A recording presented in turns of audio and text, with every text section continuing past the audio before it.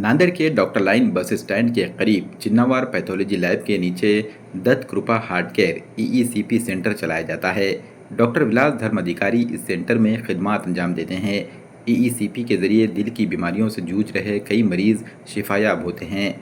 अब जिन लोगों को दिल की कोई बीमारी नहीं है वो भी मुस्तकबिल में होने वाले दिल के अमराज से बचने के लिए चेलेशन थेरेपी करवा रहे हैं। मोहम्मद नाजिम नाम और रहने वाले गाड़ेगांव रोड हबीबा कॉलोनी मस्जिद के पास। उम्र है तो 68 है।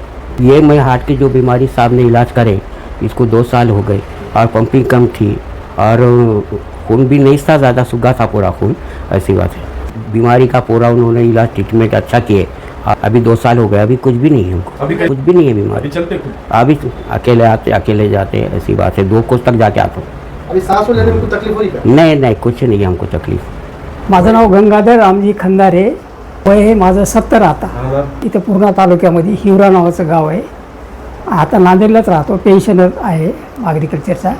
मी 2 वर्षापूर्वी BP लो झाला होता शेतामध्ये गेल्यानं। मग तिथून वसमतला गेलो, वसमतहून इथं नांदेडला आणलं, नांदेडहून पुन्हा औरंगाबादला गेलो, कमल नाही बजाजला।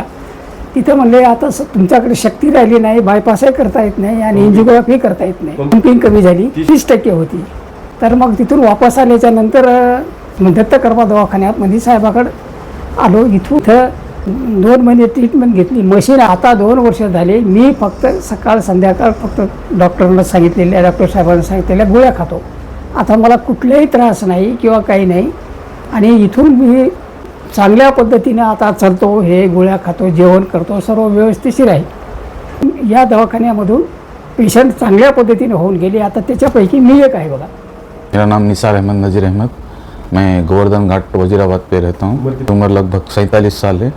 तकरीबन 2 साल पहले ट्रीटमेंट लिया था धर्माधिकारी सर के पास। 3 ब्लॉकेज बताए थे मेरे को, बाईपास सर्जरी की सलाह दिए थे, मगर वो हमारे एक चचा ने यहाँ लाने के बाद सर ने मैं एक सिलेशन और वो CCP थेरेपी लिया, इस वजह से मुझे आराम मालूम हुआ। अभी अलग फजल से कोई तकलीफ नहीं।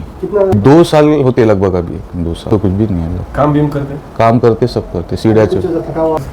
नमस्कार मित्रांनो, मी डॉक्टर विलास धर्माधिकारी दत्त कृपा हार्ट केअर ईईसीपी सेंटरतर्फे तुमच्या सर्वांचं स्वागत करतो।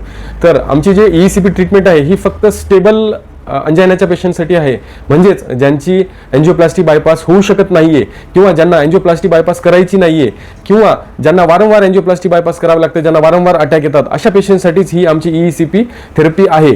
जेव्हा ज्यांना इमर्जन्सीमध्ये हॉस्पिटलाइज करावं लागतं, ज्यांना इमर्जन्सीमध्ये अटॅक येतो, ज्यांना सिव्हिअर कंप्लेंट्स असतात, अशा पेशंटनी एंजिओप्लास्टी आणि बायपास ह्या गोल्ड स्टँडर्ड प्रोसिजरच कराव्यात, कारण त्यांना त्याच ट्रीटमेंटमुळे त्यांचे आयुष्य वाचणार आहे।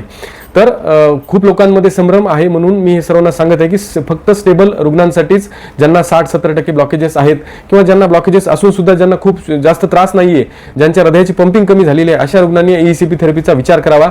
आणि या ट्रीटमेंटनं काय होतं तर हृदयाचा रक्तपुरवठा वाढतो आणि पेशंटचं जे क्वालिटी ऑफ लाईफ म्हणजे काय तर जे पेशंट पूर्वी पंपिंग कमी असल्यामुळे किंवा ज्यांना हृदयाला रक्तपुरवठा कमी असल्यामुळे ज्यांना त्रास व्हायचा, छातीमध्ये वेदना व्हायच्या, त्या वेदना बऱ्यापैकी कमी होतात आणि पेशंटची जी क्वालिटी ऑफ लाईफ आहे ती बऱ्यापैकी इम्प्रूव्ह होते आणि पेशंटचे लक्षणामध्ये बऱ्यापैकी कमतरता येते। पेशंटचे जे पहिले अँटी अँजायनल जे गोळ्या खाव्या लागत होत्या त्या गोळ्या खाण्याची आवश्यकता त्यांना भासत नाही आणि बऱ्यापैकी त्यांच्या औषध गोळ्या कमी होतात आणि त्यांचे जे उर्वरित आयुष्य आहे त्यांना बऱ्यापैकी जगता येतं। थँक्यू।